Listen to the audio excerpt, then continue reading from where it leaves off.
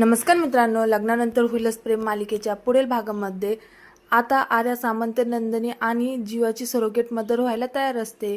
नंदिनीचे माझ्यावर खूप उपकार आहे आणि नंदिनीने मला पुन्हा जगायला शिकवलं, यामुळे आर्या आता त्यांच्या बाळाची आई व्हायला होकार देते। पण मित्रांनो, ही फक्त सुरुवात आहे। मालिकेत खरा ट्विस्टर यानंतर येणार आहे।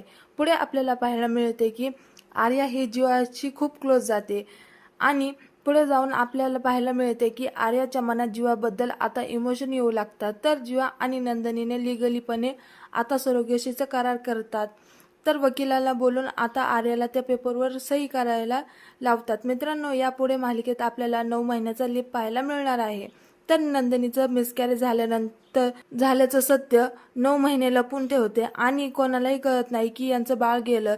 जीवा नंदिनीचा असा प्लॅन असतो की आर्याकडून जे बाळ मिळेल ते आपण आपलं बाळ म्हणून कुटुंबाला दाखवायचं, पण मात्र ऐन वेळेवर सगळा गोंधळ होऊन जातो।